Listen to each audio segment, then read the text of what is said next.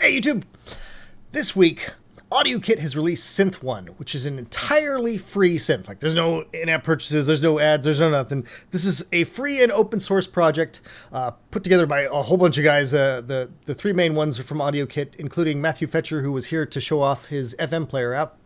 And they, once again, like FM player, this is just a free app they're throwing out into the world, including the source code. So this is absolutely amazing, and I'm really happy to be showing it off here. There are a tremendous amount of community supplied presets here because they offered to, hey, you want to give us some presets, and a lot of people oblige. So there's a lot of great presets in here, but I wanted to show you how you can make your own with this because it's a lot of fun to play with, so let's play with it. Before we jump into it, there's a few things that I got to show you that are worth noting. So I'll just start off a little pattern here. The way that the envelope works, let me move that just a bit. The way the envelope works is a little peculiar. So typically you would expect that if I bring this down, and I've got the envelope set to, a lot, it should be peaking it up and then dropping it down, and then we hear it. But you notice it's not doing that. So on the filter, you have to bring it up to the point where you want the envelope to be bringing it down from. Now, it has this setting here where you can go 120, so you can go a little bit above that, but this isn't like most filter envelope relationships work, where you have it set at something on the filter and then the envelope pushes it past that filter and it brings it back down from there. So that's weird. But we can work around that by just lowering the frequency to wherever we want it. And the other things I want to show you, the effects here, the reverb sounds fucking glorious.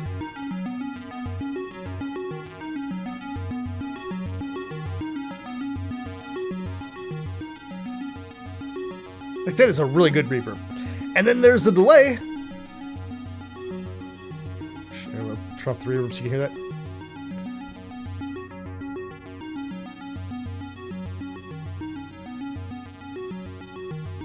Which is also quite nice. So we've got some really good sound making opportunity here. I'm going to leave those two on as I explore this. We've got two different oscillators that we can be playing around with. I'm going to switch one of these over into a square and one of these into a saw. And you can mix between the two. And right now I've got the second one slightly detuned, just because. Kind of adds a little extra thing there. But we've also got this FM section where we can set how much FM we'd like. And then this mod is basically the weirdness knob, so we decide how much weird we want and how hard we want it to weird.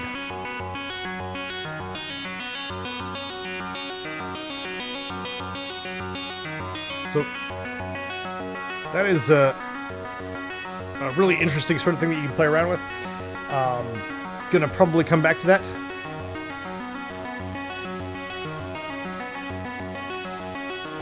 Bring down the filter just a little bit here. We've also got this section here with two LFOs that we can assign to all kinds of different things. So let's start off with assigning the... now let's play around with the FM mount or mod here. You've got two buttons here. The left button is for LFO1 and the right button is for LFO2. Let's use LFO2 here just to keep things simple.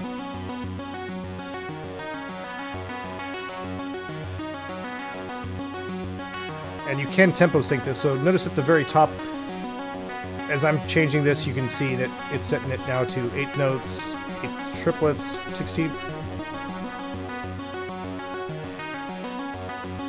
Do something in this area here.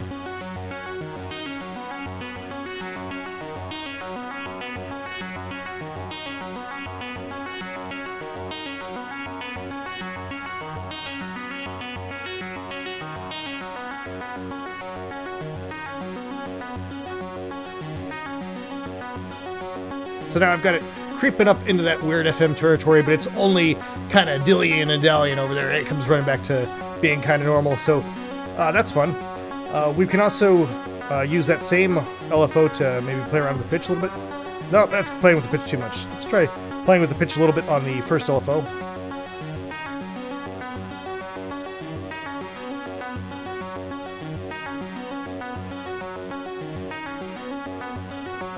So I've got that set now to cycle through a sine wave at a rate of once per bar, and it's just giving a little bit of that to. Let's try a little bit more. Nope, that's giving me a broken record sound. All right, that sounds pretty good. We can also send that one at the LFO.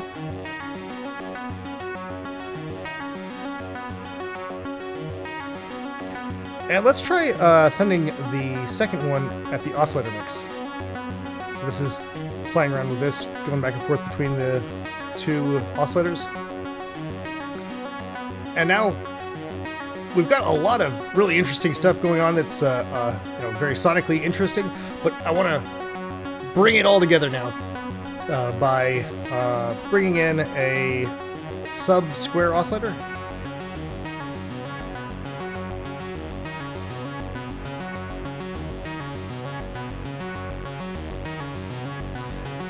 You hear how that just kind of glues it all together because it's this big, meaty thing in the middle now, so it's got all the other stuff going on around it, rather than it being a whole bunch of desperate stuff that's going off all by itself. So that sounds pretty cool. Let's play around with that and hear how that sounds when we screw around with our filter and envelope.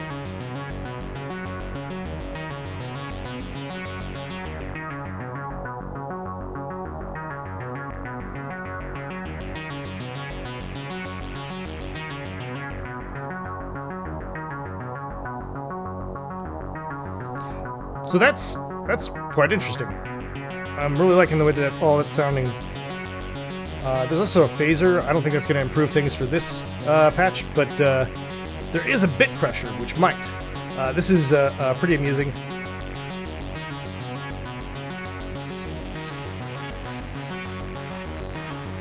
And reminds me of something I wanted to mention here. So at the beginning of this, I showed you how the frequency and envelope relationship required the frequency to be at what the filter frequency to be at whatever you want it to max out at. But these LFO assignments are the opposite, it seems. So if I have this maxed out right now with the bit crusher, and I tell shit, I don't even know which one of these zoning is. Let's use the first one. We're not hearing anything. Right here, let's use the second one because it's got the amp maxed out, right? We should be hearing it going. It should be doing something like that, but it's not. So in fact, with the LFO assignments, you want to bring it down to where you want it to push up from. Or in this case, it's probably going back and forth around there.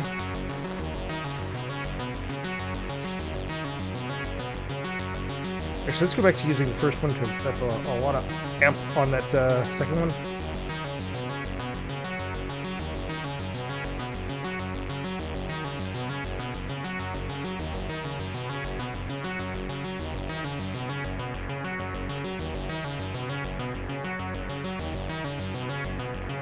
Remove the pitch from that. Try to 2 maybe?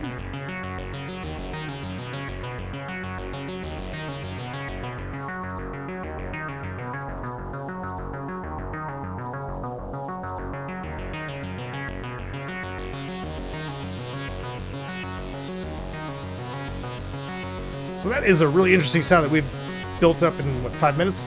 I want to show you, however, that you don't have to use the sequencer. The sequencer is awesome, but you don't have to use the sequencer like this. Like I'm doing this kind of traditional sort of sci thing, but we don't need to do that at all because we could take this and just slow that way the hell down. Let's go for 30 BPM. And now I'm going to turn off every other step.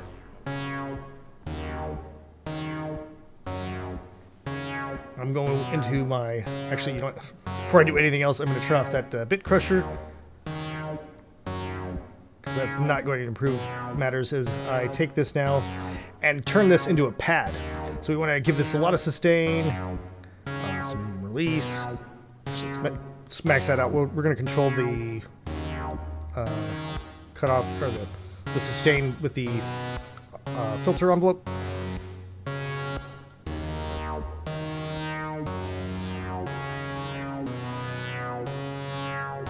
Let's give it some attack.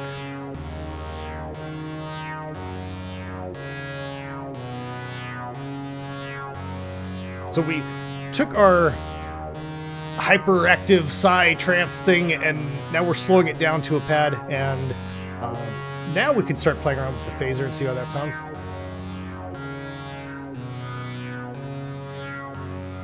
It's kind of adding a mellowing layer on top of all that.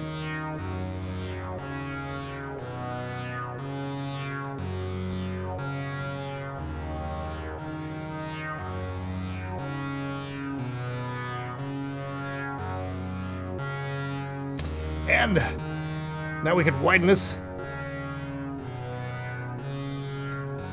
And by slowing it down and taking out a whole bunch of the steps, we're giving it time to breathe and to play through that release.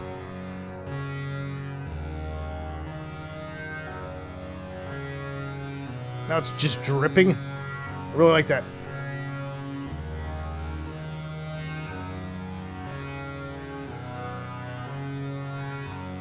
We could take our slower of the two LFOs now and make that even slower. Maybe try a tremolo on it.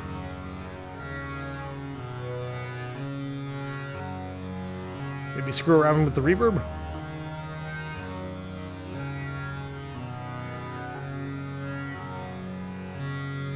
Actually, let's move the faster one onto the reverb. Make the faster one a little faster.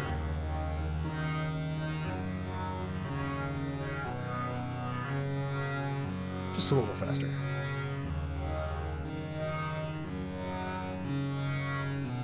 Got an interesting breathing sound there. Not sure if the tremolo was really helping matters there, though.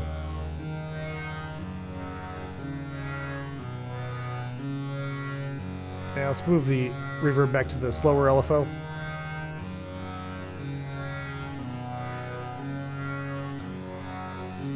There's just lots of different ways to play around with this. There's also these pads in here if you want to do this. Like right now we're doing cutoff and resonance.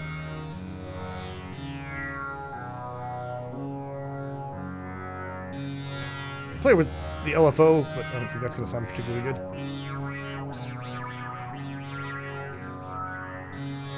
Yeah, in this context that did not sound particularly good. If you were trying to do some dubstep or something like that, you could probably do something clever with that, but I'm not trying to do dubstep right now.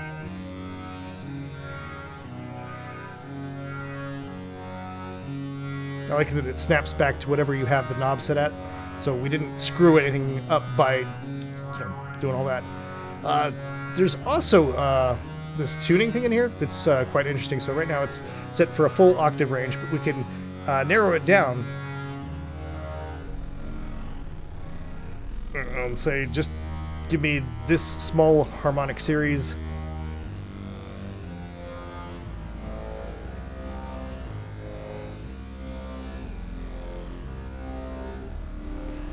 So that sounds super weird. It got this darker texture, but it's also got this like kind of a drunk slur to it. Let me see if I can brighten that up.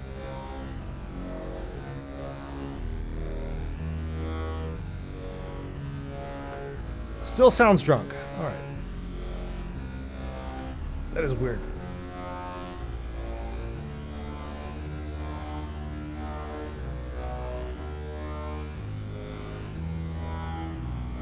It turns out this was a terrible example of this with the particular notes that I have already in here.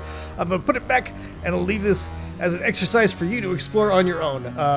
In some of my testing on this, I did actually find some interesting uses of it to quickly change whatever I had going on in the sequencer to sound just a little bit different. And if you don't want the sequencer at all, you can just turn this off. Turn off hold, turn off mono, bring up the keyboard, and now we've got a full keyboard here. Yeah, it should be in.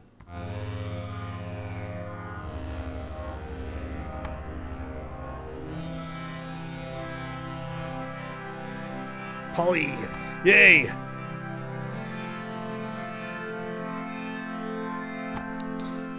So there's lots of ways to play with this, and you can do so for free. I'm super excited to be showing this one off, and I hope that you've enjoyed this, because, oh my god, I have.